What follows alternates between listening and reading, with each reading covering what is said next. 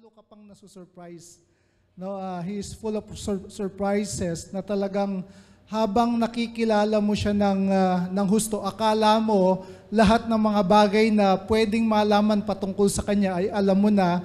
Pero as you get to know Him better, mas nare-realize mo na ang dami pa palang mga bagay na hindi ko alam patungkol sa aking Panginoong Hesukristo. Kaya nasusurprise ka, na-excite ka, at habang tumatagal, mas lalo kang na-excite, no, na paglingkuran ang ating Panginoong Hesukristo. So, sa umagang ito, ang araw pong ito ay isang commemoration, no? Tawag natin dito is Easter Sunday because we are commemorating the resurrection of our Lord Jesus Christ. So, sino yung sumalubong kanina? May salubong. Actually, that is also a commemoration, di ba? Kasi si Jesus Christ, ang sabi ng biblical account dun sa gospel, etong si Mary Magdalene, si Mary the mother of James, Joanna, at kung sino pa yung mga babae na nabanggit sa Bible, madaling araw pa lang, di ba, nagpunta na sila dun sa libingan ng ating Panginoong Jesucristo, and they were surprised kasi bukas na yung na i-roll over na yung anong tawag dito, yung bato, 'di ba? Yung stone na ang bigat daw ay nasa 1.5 to 2 tons. Ang isang tonelada ay equivalent to 1,000 kilograms. So napakabigat noon. So na-surprise sila at merong anghel na nagpakita sa kanila at ang sabi ay wala na siya doon. He is why are you seeking the living? Bakit ninyo hinahanap ang buhay sa gitna ng mga patay? No? So, kaya yung pag-uusapan po natin sa umagang ito po ay patungkol dun sa resurrection o yung pagkabuhay na maguli ng ating Panginoong Hesukristo. So, He has risen. Yun yung parang question dun, what's the difference? Kung talagang si Jesus ay nabuhay, no, hindi siya parang isang urban legend lamang, totoo yung merong nabuhay na Jesus, siya ay namatay, inilibing at nabuhay na maguli. So ano yung connection nito dun sa aking pamumuhay ngayon?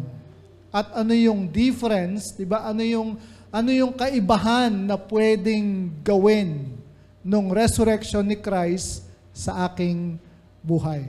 So, He has risen. What's the difference? Parang, yeah, parang gano'n. So what? Ano ngayon?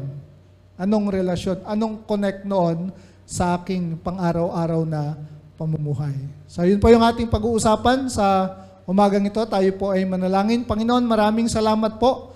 At muli, hinihiling po namin ang inyong patnubay. Hinihiling po namin ang gabay ng inyong banal na spirito.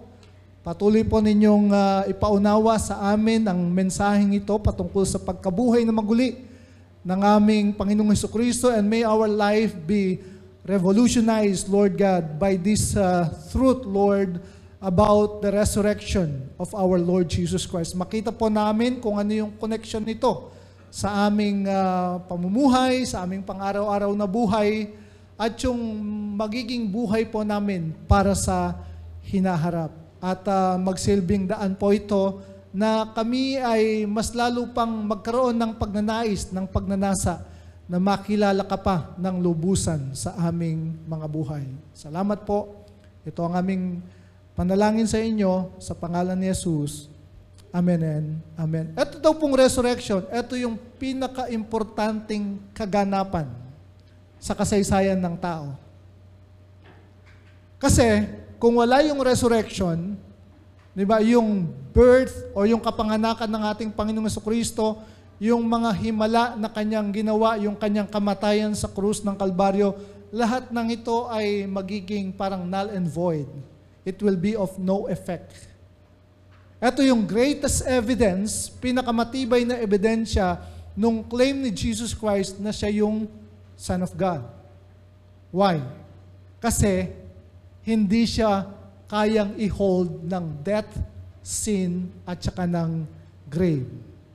Okay, yung kasalanan, di ba, yung kamatayan, at saka yung libingan, lahat ng yon ay kapangyarihan ni Satanas. Okay?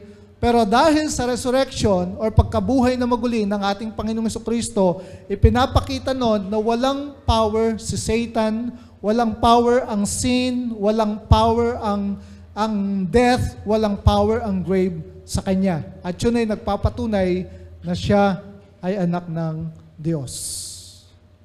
If you are serving a Jesus na hanggang ngayon ay nandun pa rin sa krus, di ba? Nananatiling nandoon sa krus, patay, then you are serving a weak Jesus. Hindi yun yung Jesus na sinasabi ng Bible. Kasi ang Jesus na sinasabi ng Bible, siya ay ipinanganak, nagministeryo for 3.5 years, siya ay pinagkanulo, siya ay namatay dun sa krus ng Kalbaryo, siya ay inilibing, pero pagkatapos ng 3 araw, ayon dun sa kanyang claim, siya ay nabuhay na maguli. At maraming mga eyewitness, maraming mga nakasaksi dun sa Jesus na nabuhay na maguli.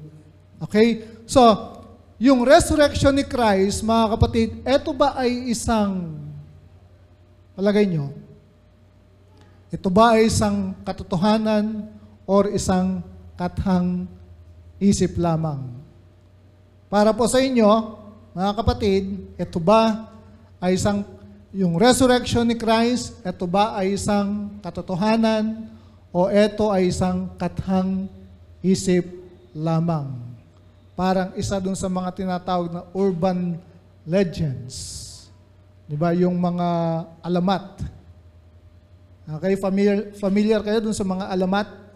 Diyan sa Antipolo Rizal, di ba? Yung alamat ni Bernardo Carpio at ang 2 nag-uuntugang bato. Maraming mga kwento about urban legends. Si Jesus Christ ba? Siya ba ay isa dun sa mga legend or myth? O siya talaga ay isang historical figure, di ba, na nabuhay 2,000 years ago? Kasi kung talaga namang hindi parang ipinanganak si Jesus, siya ay kathang isip lamang na nilikha ng kanyang mga disipulo, then yung ating pananampalataya, ito ay walang kabuluhan. So, maging yung kanyang resurrection, di ba, yung mga salu-salubong na ginagawa natin at yung pag-celebrate natin ng Easter, mga kapatid, lahat ng yan ay magiging walang kabuluhan. So, ito ba ay isang fact or fiction? I-establish muna natin yon, mga kapatid. So, sa inyo, para sa inyo, yung resurrection ni Christ, ito ba ay isang katotohanan, nangyari talaga, o ito ay isang kathang isip lamang na nagpasalin-salin o pinagsalin-salin ng kanyang mga disipulo? Sino nagsasabi na ito ay isang katotohanan? Meron ba dito nagsasabi na ito ay isang kathang isip lamang? Okay. So, tingnan po natin yung sinasabi ng Bible sa 1 Corinthians chapter 15, verse 1 to 8, and then we will jump dun sa verse 12 hanggang verse 18. Sino nagsasalita dito? Sino bang sumulat ng 1 Corinthians? Si Apostol Pablo. Sabi niya, "Now I make known to you, brethren, the gospel which I preached to you, which also you receive, in which also you stand, by which also," ang daming also, "you are saved." Kayo ay naligtas by believing the gospel. And what is that gospel? "If you hold fast," sabi niya, "the word which I preached to you, unless you believe in vain. For I delivered to you as of first importance what I also received, that Christ died for our sins." Yun yung purpose ng cross, di ba? The Son of Man came to be a ransom for the sins of many. Naparito ang anak ng tao para tubusin ang mga nawawala, para ibalik yung mga nawawala. Christ died for our sins, sabi niya, according to the scriptures, and that He was buried, and that He was, raised on the third day according to the scriptures. Verse 5, and that He appeared to Cephas. Si Cephas na tinutukoy dito is also known as aka Peter. Si Peter at saka si Cephas, no, iisa lang yan. Then, so nagpakita siya, no? Kasi nakita, eyewitness sila dun sa pagkamatay ni Jesus dun sa cross. Tama?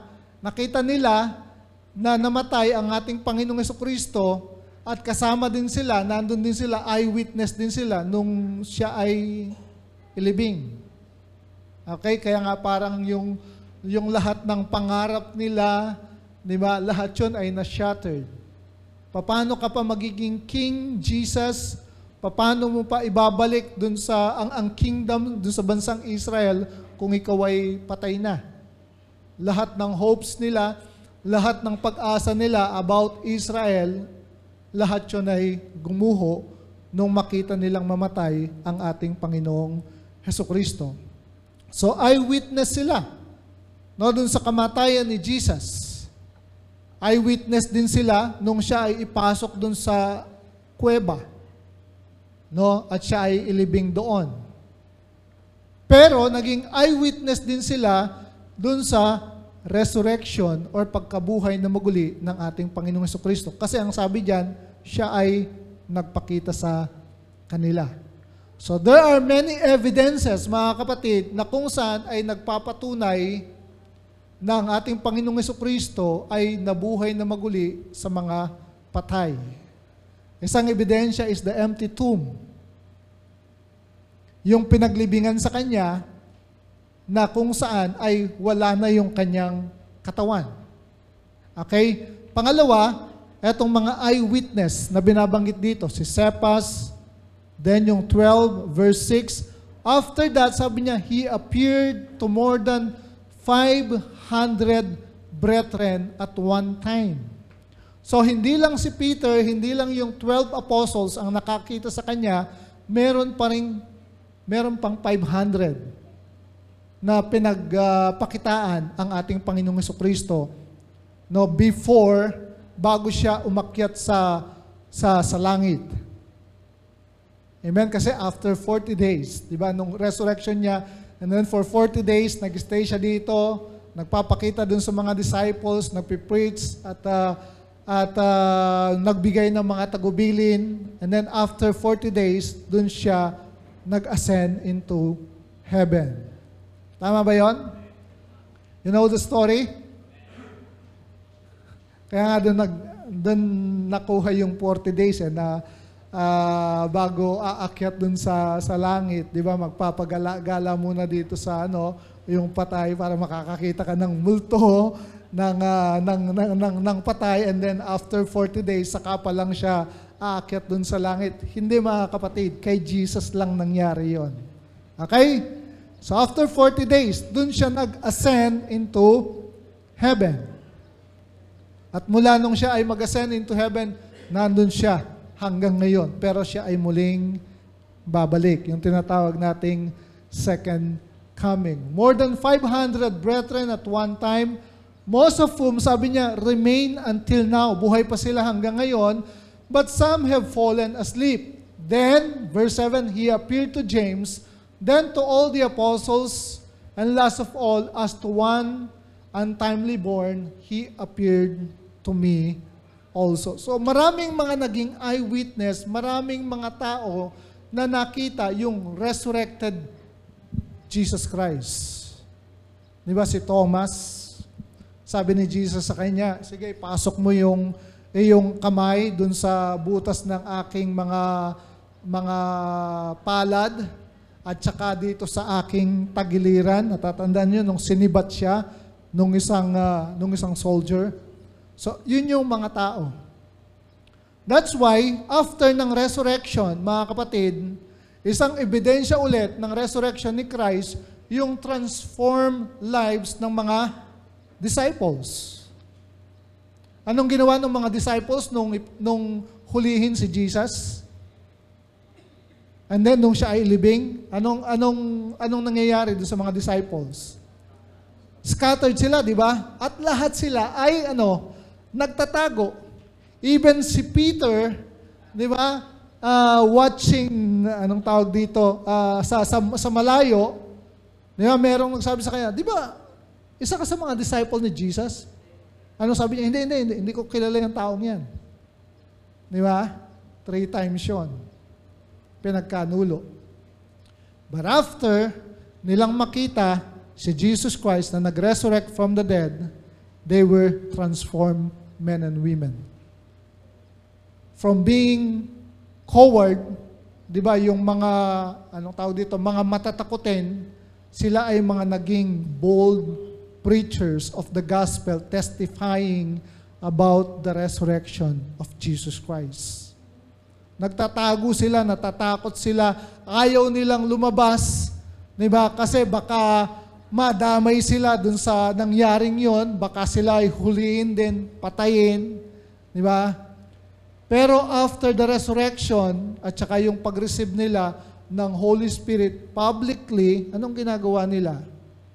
They were preaching the gospel of Jesus Christ.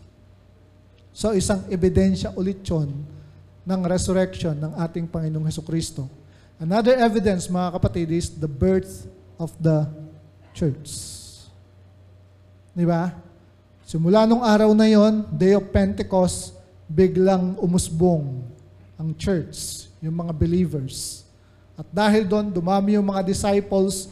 At sa pagdami ng disciples, nagpasalin-salin na ang ebanghelyo hanggang ito ay makarating sa ating panahon. Ama, ikaw mismo, yung buhay mo mismo na binago, yan ay isang patotoo o isang ebidensya ng resurrection ni Christ. Kasi it is the resurrected Jesus that lives in you na nag-transform, nagbago ng buhay mo. Amen ba yun? Pinapakita lang noon, mga kapatid, na yung Jesus na pinaglilingkuran natin, He is a powerful Jesus. Siya ay makapangyarihang Diyos, merong kakayanan at merong kapangyarihan na baguhin ang ating mga buhay. Kasi kung si Jesus ay nanatiling patay, siya mismo hindi niya mabuhay yung kanyang sarili, paano pa niya tayo bubuhayin at paano niya babaguhin ang ating mga buhay. Amen po? Okay. Tuloy natin yung basa verse 12. Now, sabi niya, if Christ is preached that He has been raised from the dead, how do some among you say that there is no resurrection of the dead? Bakit merong mga nagsasabi sa inyo among your groups na walang pagkabuhay na maguli ng mga patay? So, this time, mga kapatid, nire-refute, merong ibang mga religious groups nung panahon ni Apostol Pablo na lumitaw, na nire-refute or pinapabulaanan yung pagkabuhay na maguli ng ating Panginoong Hesukristo. At siguro meron kayong mga mamimit din na ganon sa ating panahon. Verse 13, but if there is no resurrection of the dead, not even Christ has been raised. Sabi niya, kung walang pagkabuhay na maguli, kahit si Kristo, siya man ay hindi binuhay sa gitna ng mga patay. Okay, merong mga iba't ibang teorya na lumitaw refuting the resurrection of Jesus Christ. Ang sabi ng iba, yung isang teorya na lumitaw ay yung mali daw yung tomb na napuntahan nitong si Mary Magdalene, nitong si Mary, the mother of James, at saka yung iba pang mga kasamahan nilang babae. Kasi nga, medyo dark time pa ibig sabihin, madilim pa. Kaya nung sila ay magpunta dun sa puntod, ibang puntod yung kanilang napuntahan. No, yun yung wrong tomb theory. Ang isa pang teorya na sinasabi nila refuting the resurrection is, sabi nila, nag-hallucinate lang daw yung mga disciples. Na habang sila ay nagtitipon dahil parang fresh pa sa kanila yung pangyayari, parang nakita nila si Jesus na lumitaw dun sa kanilang kalagitnaan. They were just hallucinating. Okay? Isa pang teorya, yung sinasabi nila, yung swoon theory. Ano ibig sabihin nun? Parang hindi matay lang. Okay? Si Jesus, dahil dun sa tindi nung pasakit na kanyang, parang nawalan siya ng malay. Swoon theory. Nawalan siya ng malay, and then after 3 days, saka siya parang, naging unconscious siya dun sa cross. After 3rd day, siya ay naging conscious.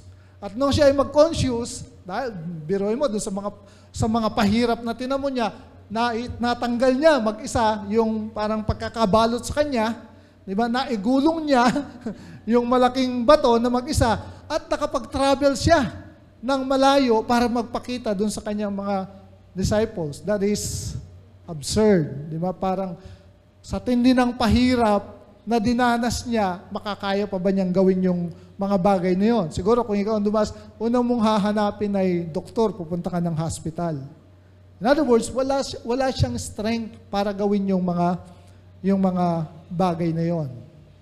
Okay? So maraming mga teorya na nire-refute yung resurrection just to prove na wala talagang resurrection. Alam na naman natin si Satan, siya yung master deceiver. He's all out to deceive mankind para lamang ilayo ang tao sa kanyang tunay na tagapagligtas. So, verse 14 sabi niya, and if Christ has not been raised, then our preaching is vain. Anong sabi ni Paul?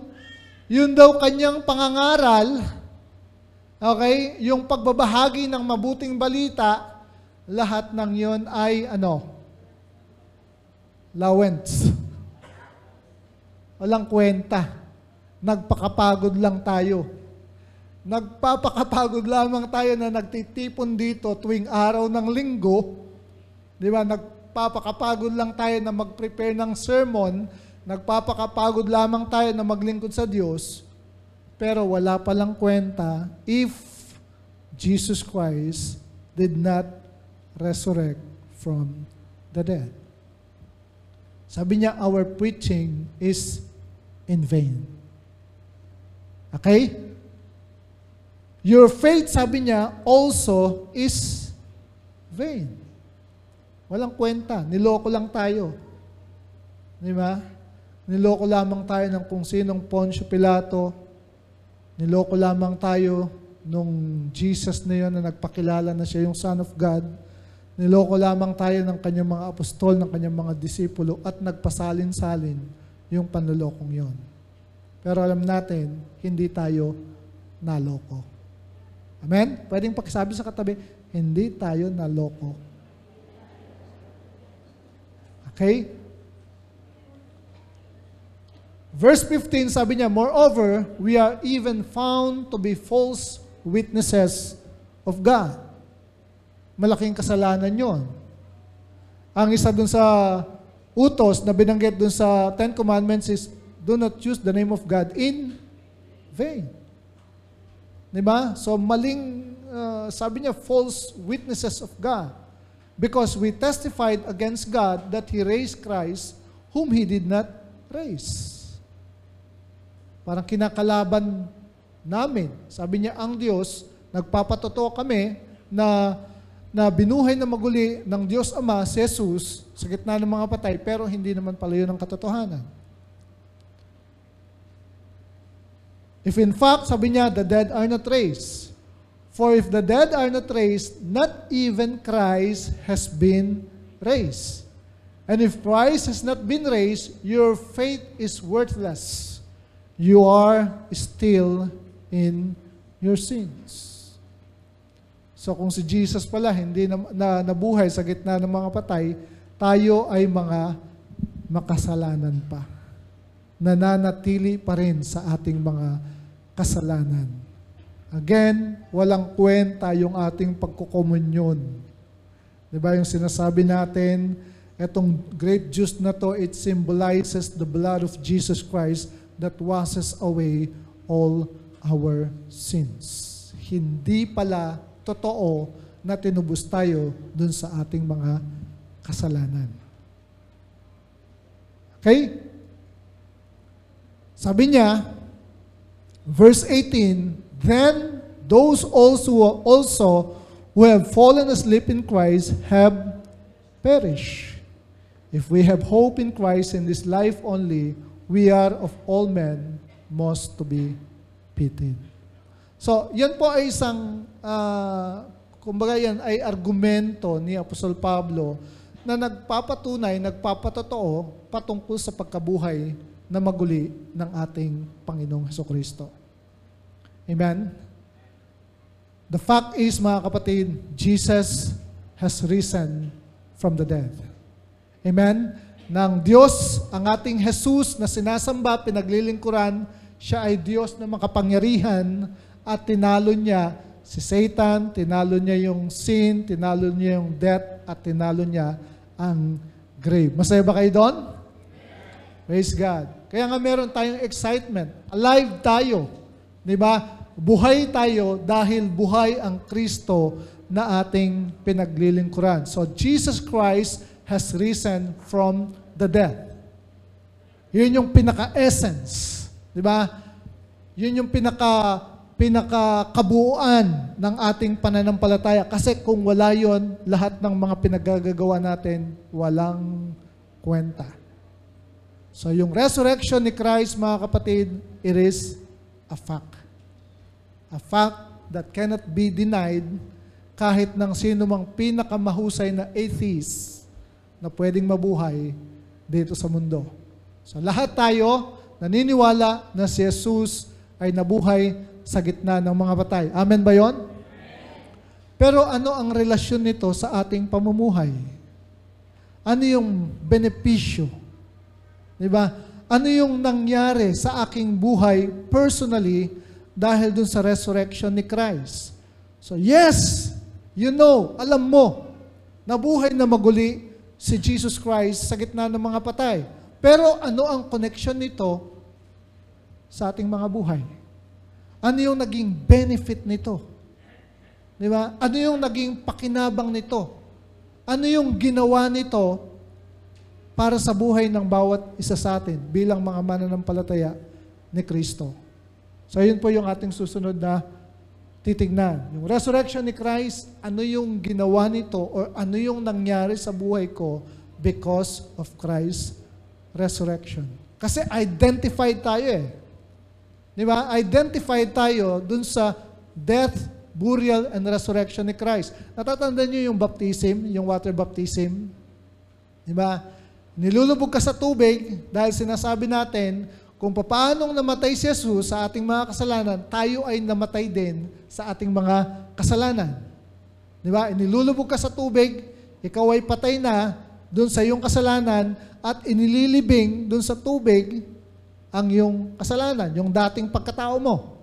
So kung paanong si Jesus ay inilibing, ganun din yung dating pagkatao mo, yung lumang pagkatao, ito ay inililibing. Okay? Pagkatapos mong anong tawag dito? Ilubog sa tubig, ikaw ay iniahon ulit. Yun ay nagsisimbolo nung resurrection ni Christ o nagpapatunay na kung paanong si Jesus ay nabuhay na maguli sa gitna ng mga patay, ikaw rin ay nagkaroon ng panibagong buhay. Naintindihan po natin? So kasama natin o identify tayo dun sa kamatayan, pagkalibing, at pagkabuhay na maguli ng ating Panginoong Hesukristo. Identified tayo. Okay? So ano yung ginawa? Ano yung nangyari sa atin dahil dun sa pagkabuhay na maguli ni Jesus sa mga patay? Number one, because of Christ's resurrection, nagkaroon tayo ng buhay. Okay? Nagkaroon tayo ng buhay. Yung buhay na sinasabi dito, mga kapatid, it's a quality of life na tinanggap natin nung tanggapin natin si Jesus bilang ating Lord and Savior. Yung buhay na tinutukoy dito, mga kapatid, hindi lamang ito yung kapag namatay ka, magkakaroon ka ng eternal life. Okay? Ito yung buhay, kasi yung Zoe, yung God kind of life na ating na-receive, no, tinanggap, nung tanggapin natin si Jesus bilang ating Lord and Savior. Ephesians chapter 2, verse 4 and 5. Pwedeng sabay-sabay nating basahin. Ready? Go.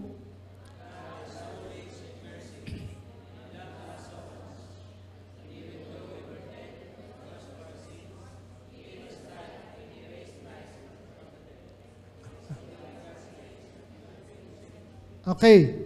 So ano yung sabi dyan, mga kapatid? He gave us life.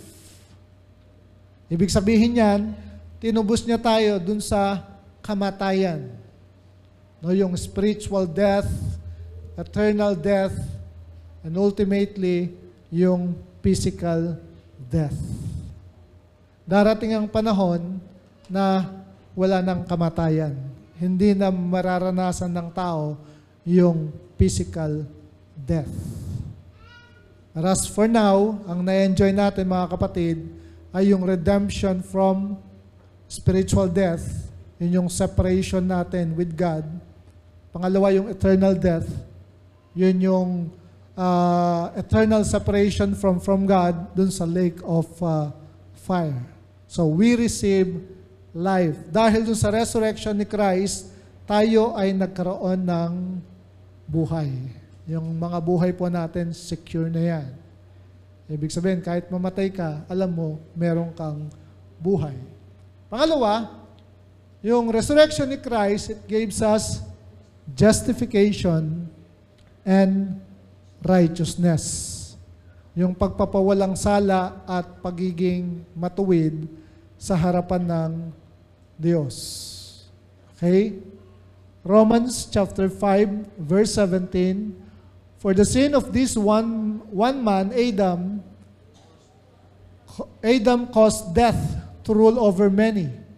But even greater is God's wonderful grace and His gift of righteousness. For all who receive it will live in triumph over sin and death through this one man, Jesus Christ. So sinasabi dyan, we have received the gift of righteousness. Tayo ay naging matuwid. Tingnan nga natin yung katabi natin kung mukha siyang matuwid. Whether you like it or not, yan ay matuwid sa harapan ng Diyos. Pansinin nyo, mga kapatid, dun sa mga letters, sa mga epistles ni Paul, kung paano niya ginigreet yung mga churches. Di ba ang tawag niya dun sa mga believers, mga saint. Okay? To the saints who are at Corinth, to the saints who are at Galatia, at Ephesus, etc., etc. Saint. So ang saint, mga kapatid, ito ay isang taong na-justify at made righteous before God. Malinaw yon? So, ang tao po, mga kapatid, kapag namatay siya, hindi siya nagiging anghel. Hindi na dadagdagan ng mga anghel. Okay? Amen ba yon? Kasi minsan, ganun ang paniniwala natin eh. Kapag mabuti yung tao, namatay siya, sasabihin na parang naging anghel siya at isa na siya dun sa magbabantay sa kanyang mga mahal sa buhay. Mga kapatid, walang ganung tinuturo ang salita ng Diyos. Okay? Hindi nadadagdagan ang mga anghel. Kung ilan lamang po yung mga kinreate ng Diyos na anghel, yun lang sila. Kapag namatay ang isang tao na merong pananalig, pananampalataya sa ating Panginoong Hesukristo, nandun na siya, dun sa piling ng Panginoon. Hindi siya nagiging anghel. So once na tinanggap mo si Christ, ikaw ay na-justified at ikaw ay naging righteous, naging matuwid sa harapan ng Panginoon. Malinaw pa ba yun? So, pag kinumusta mo yung kapatid mo, kumusta ka na? Righteous. Kumusta ka na? Justified. Di ba? Just as if I'd never sinned. So, dineclare ka na righteous at saka justified before God because of Jesus Christ. Hindi yan doon sa sarili nating mga gawa. Malinaw pa ba yan? So, hindi ka ngayon nagpapakahirap para maging ganap, para maging banal, no, para maging matwid. Kaya ka ngayon lumalakad sa katwiran, sa kabanalan, yun ay dahil dun sa ginawa kang matuwid at pinawalang sala ng ating Panginoong Hesus. Malaki yung kaibahan nun. Di ba? Yung nagpapakamatwid ka at gumagawa ka ng mga bagay na mabubuti, malaking kaibahan nun. Doon sa ginawa kang matwid ng Diyos, pinawalang sala ka, kaya ikaw ngayon ay lumalakad sa katwiran at saka sa kabanalan. Amen? Malinaw yon? Okay, so pag tinignan mo ang sarili mo sa salamin, see yourself as justified and righteous. Ngayon, kung magkasala ka man, mga kapatid, kasi yung iba, kapag nagkasala sila o nakagawa sila ng mali, hindi nila mapatawad yung kanilang sarili. Di ba? Now, hindi ko mo nagkasala ka o nakagawa ka ng mali, hindi ka na righteous before God. You are still righteous before God by the virtue of the blood of Christ. Amen? Hindi ka naging righteous dahil dun sa mga matutuwid or mga magagandang bagay na ginagawa mo. Naging righteous ka dahil dun sa shed blood of Jesus. Malinaw ba yon? Kaya nga hindi mo na kinakailangan magpenitensya. Okay? Hindi mo na kinakailangang bawasan ang kasalanan mo. Dahil yan ay lubusang hinugasan at nilinis ng dugo ni Kristo. Malinaw? All you need to do is to appropriate by faith. Angkinin mo ito. Paniwalaan mo ito at angkinin mo na ikaw ay nilinis, hinugasan, tinubos sa pamagitan ng dugo ng ating Panginoong Hesukristo. Malinaw ba yun? At kapag ganun mo tinitingnan ang sarili mo, pag tumingin ka sa salamin, nakikita mo ay isang righteous, justified person by the blood of Jesus, madali mo ring mapapatawad ang iyong sarili dun sa iyong mga pagkakamali. Tama ba? Mas higit ka pa ba kaysa Diyos?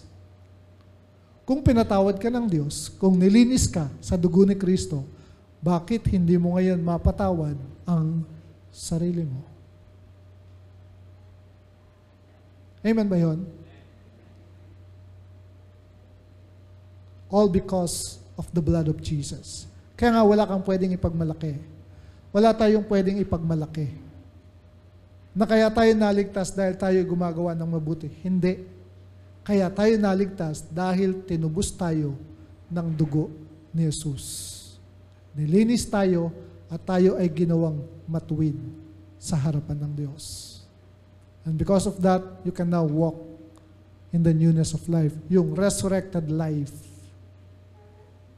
Na-overcome mo yung power ng sin because of the resurrected Christ living in you.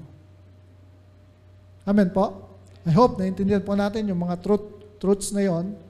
So, through Christ's resurrection, tayo po ay na-justified at naging righteous. Righteous, mga kapatid, hindi self-righteous. Marami kasing mga tao, self-righteous. Okay? Sarili lang nila. Iba yung made righteous because of the blood of Jesus at iba yung self-righteous because of yung mga pinagmamalaki mong mga mabubuting bagay na yung ginagawa sa buhay. Pangatlo, because of Christ's resurrection, mga kapatid, we receive, healing. Kagalingan. Okay? Ang sabi, dun sa Malakay, chapter 4, verse 2, but for you who fear my name, The Son of Righteousness, yung Son of Righteousness na tinutukoy dito is none other than our Lord Jesus Christ. Si Malachi is prophesying about the resurrection of Christ. At bahagi, isang benefit ng resurrection na yun, sabi niya, the Son of Righteousness will rise with, healing in His wings. Kaya nga, ang isa dun sa mga redemptive names of God is Jehovah, Rapha. Meaning, the Lord that heals you. Or the Lord that healeth thee. Ang Diyos na sa atin ay nagpapagaling. The Lord our physician or the Lord our doctor. Okay? So, siya yung ating great physician. And then, yung katuparan nito, 1 Peter chapter 2, verse 24. Sabay-sabay nating basahin nga. Go.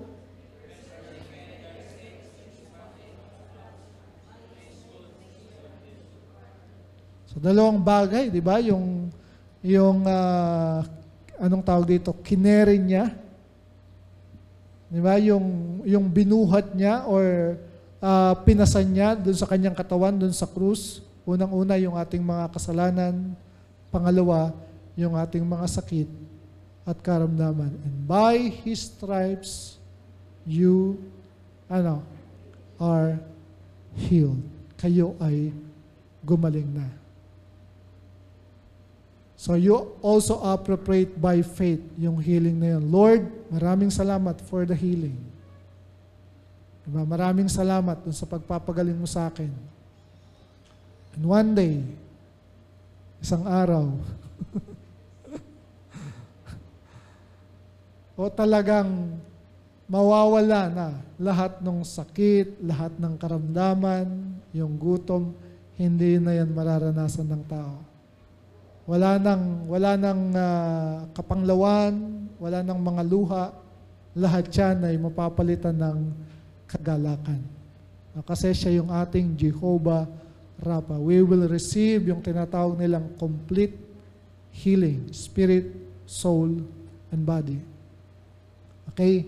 So, ibig sabihin nito, mga kapatid, there will come a time, darating yung isang araw, na lahat tayo magkakaroon ng tinatawag na resurrected body. Okay? Kagaya nung body ng ating Panginoong Jesucristo. Yun bang nag-iipon-ipon yung mga disciples, nagkakatipon-tipon sila, sarado yung pinto, tapos bigla na lang siyang lumitaw dun sa gitna. Siyempre, magugulat ka. Multo. Pero ang sabi niya, hindi, ako ito. Parang sabi niya, peace be with you. Di ba? So, yun yung resurrected body. Okay? Ang resurrected body, hindi siya nagugutom, hindi siya nauuhaw. Ang resurrected body, hindi na siya tatamaan ng MERS-CoV. Yung bagong Middle East ngayon disease. Di ba? Hindi na yan tatamaan ng polio, hindi yan nagkakadengue. Ganun ang resurrected body. Ang resurrected body, kapag inisip niya na mapunta dun sa isang lugar, nandun na siya. Anong tawag dun sa ganun? Parang teleport ba tawag dun? Teleportation. Okay, teleportation. Ganun ang resurrected body. Sino gustong magkaroon ng resurrected body? Okay. So lahat tayo. Kapag final yung final countdown, end of the world, etc., etc., all things made new, lahat tayo ay magkakaroon ng resurrected body. Diray mo yun, kung gusto mong maging kagaya ni Aquaman, na nandun sa ilalim ng dagat, enjoy mo lahat ng creation, yung lahat ng mga species ng dagat, magagawa mo yun through the resurrected body. Para kang si Superman. Lahat ng mga superheroes na ina-idolize natin, magiging ganun tayo kapag nagkaroon na tayo or nandun na tayo dun sa tinatawag na resurrected body. So talagang glorious, di ba? So, ano na yon? Complete healing. Okay? Next mga kapatid, because of Christ's resurrection, meron tayong peace, merong wholeness, and merong prosperity. Na-enjoy natin lahat ng benefit na yan.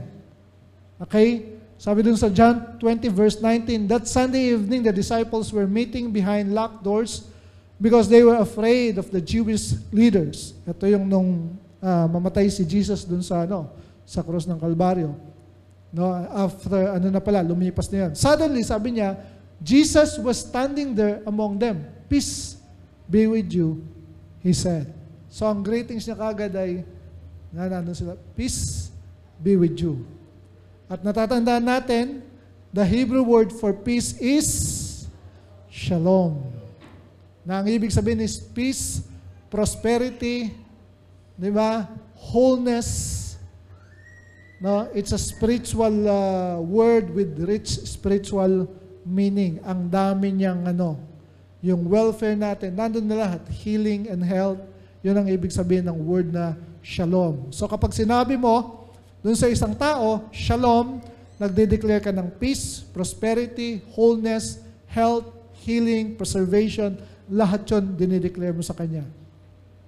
So kapag nag-text ka sa kanya at ang sabi mo, shalom, my dear friend, you are declaring peace, wholeness, prosperity, healing, health. Lahat ng yon ay sa atin. It's ours for the taking because of Christ's resurrection. Dahil doon sa pagkabuhay na maguli ng ating Panginoong Hesukristo. Ephesians chapter 2 verse 14, sabi niya, for He Himself is our peace. Sabi ni Jesus, peace I live with you. So pwede nating maranasan yung peace with God, yung peace of God, at saka yung peace from God. Kaya, pwede kang gumawa ulit ng isang panibagong topic, from stress to bless. No? Mula dun sa isang buhay na nakaka-stress, papunta dun sa isang buhay na nakaka-bless. Because of Christ's resurrection. Isa pa mga kapatid is daily renewal. Nakakapagod minsan ng buhay. Diba? Yung mga problema. Pero pwede nating maranasan yung renewal. Pwede tayong ma-reinvigorate. Pwede tayong ma-refresh. No? Sa pamamagitan ni Christ. 2 Corinthians 4 verse 16, that is why we never give up. Sabi niya, though our bodies are dying, ano yung sabi niya? Our spirits are being renewed every day. Renewed by the Word of God, renewed by the Spirit of God. Diba? Renewed. Dahil dun sa resurrection ni Christ. Dahil na-enjoy natin yan. So, pwedeng ma-renew ang ating mga pamumuhay. And then lastly, mga kapatid, because of Christ's resurrection, magkakaroon tayo ng ultimate victory. At pwede nating maranasan yan ngayon sa ating mga buhay. Pwede nating maranasan yung victory ni Christ. Yung victory ni Christ, ito ay para sa bawat isa sa atin. Sabi dun sa Ephesians chapter 2 verse 6, for He raised us from the dead, along with Christ, kasama niya tayong binuhay na maguli, kasama ni Kristo, and seated us with Him in the heavenly realms. Yun yung pagkakaposisyon natin Seated together with Christ in the heavenly places. Spiritually speaking, di ba sabi, ang langit, ito yung luklukan ng Diyos, at ang lupa, ito yung tuntungan ng kanyang mga paa. So yung heavenly places, mga kapatid, ito ay tumutukoy dun sa position of authority and power. Ibig sabihin, kung dun ka nakaluklok, mas mataas ka dun sa alinmang mga bagay na nandito sa ibaba. Sakit, problema, kahirapan, karamdaman, kasalanan, lahat ng yan ay nandun sa ilalim ng iyong paa. That is a position of authority and victory. Yun yung position natin kay Christ. Sad to say, parang hindi ganun na-experience ng maraming Kristyano. Why? Dahil hindi nila ina-appropriate by faith yung resurrection power ni Christ na available para sa kanilang buhay. Amen? Kaya nga ito po yung conclusion natin.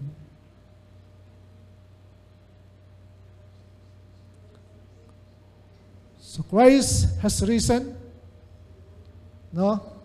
Yung victory, napagtagumpayan na niya. Now, sabi niya, yung prison door of sin, sickness, poverty, and death that has kept us in bondage is now open. Okay, yung prison door na ginawa ng kaaway at kung saan yung mga tao inilagay niyon because of sin. Dahil dun sa kasalanan, nagkaroon ng bondage. Dahil sa kasalanan, nagkaroon ng kahirapan. Dahil sa kasalanan, di ba, nagkaroon ng sakit at ng karamdaman. Lahat yan ay bahagi ng curse. At doon na pasailalim ang tao. Pero sabi po dyan mga kapatid, yung prison door, it was already open because of Christ's resurrection. He won the victory for us.